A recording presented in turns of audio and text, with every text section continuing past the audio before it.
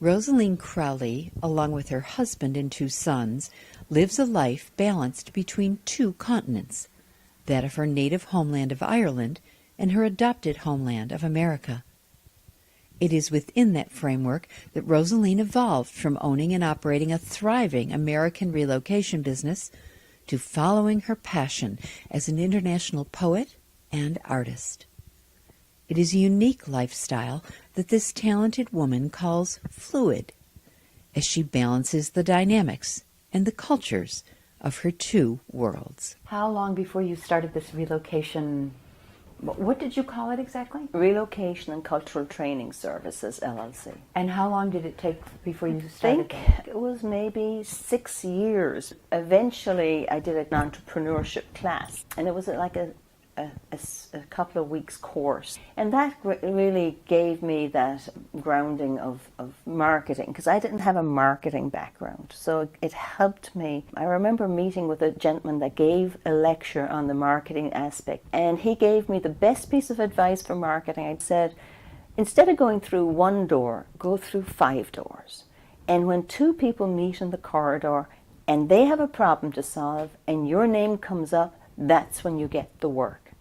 And 2 weeks after he told me that story, I got my first piece of work. So this runs for 6 years, the business? No, I had it for over 10 years. And so that's not quite half your life in America. Mm-hmm. What brings it to a change? How does that evolve? Well, very sadly, it's a small loss for me, a business, because what happened was when 9/11 happened on that September morning, the international families did not come into Indiana for more than 6 months. So I had this thriving business, 2 girls working for me full time, and nobody knew when the business was going to come back. We didn't know. They didn't say, oh, people are not going to come for 6 months. People just weren't coming in. And so I kept the girls working on just newsletters, building programs. But it's very hard to pay people for, I think I kept one girl for a year, another for a year and a half, because we didn't know if the business was coming back. It came back slowly, but it didn't come back to me the way I had it. That had to be a shock.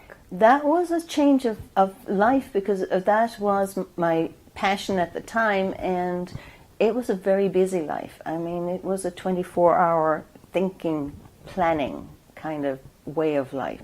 But, life is a way of changing. I mean, that was a difficult time, but not as difficult as other people had. And I just say, within the full cycle of things, if that hadn't come to a cessation, I wouldn't have had the time to do my writing and painting. So in one way, everything for me, that was a very important phase of my life. And I was sad to see it go, but in hindsight, if I hadn't let it go, I wouldn't have this wonderful life I have now. So it's all just as a part of somebody's plan for me. I don't know, maybe my own plan.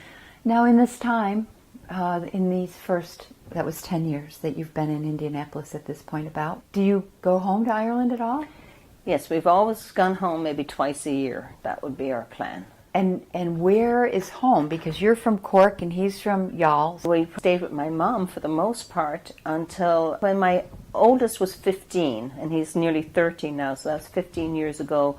The thought did strike me that these 2 wonderful boys I have, who are now men, wouldn't know where we came from if there wasn't a base. And so that idea of having a base became an opportunity when I saw a home that was 35 minutes from the city. City being Cork. City being Cork, where my mom lived, and give our family an opportunity to be close to the grandparents. And that worked so well for many, many years. We were able to spend time with my husband's parents. We spent a lot of time with them, and that was very special. So you purchased a home in Youghal. Yeah. Thank you. So you said you come back to your home now in Youghal 2-3 times a year? Yes. With my book now, and with my a business aspect to the book, in the sense that I have speaking engagements or programs I can run aligned with it, I see that I will spend more time connecting with people in the book world, the writers, the poets. And that has really been my passion in the last 2 to 3 years of finding opportunities to share my poems and my paintings with people. And your husband has gotten to a point in his career where the two of you can do this international travel with a certain amount of ease. Yes, we have very much flexibility. So he's working for himself, but his schedule is totally free. I think that people sometimes, when they live in two worlds, which clearly you have, you've lived in your Irish world and your American world, can sometimes get in one world and think, oh, I really wish I was in the other world, or, have those longings and never really be solidly where they are when they're there. Mm-hmm. Have you ever struggled with that, or are you a very focused person that can be in the moment? No, I have struggled with that. And it's only, I would say, in very recent months that I have been more comfortable than I've ever been. And I put that down to the opportunity to have a creative life here and also in the States. So for right now, I am connected to people in Cork with my book, with my poetry readings. And when I get back to the States, I also have a wonderful couple who are in the publishing business, and they have taken my files, and they have, from the publisher here, we're reprinting it in the States, and we're going to run some programs there. So from that perspective, I'm not saying, oh, what am I going to do when I get back?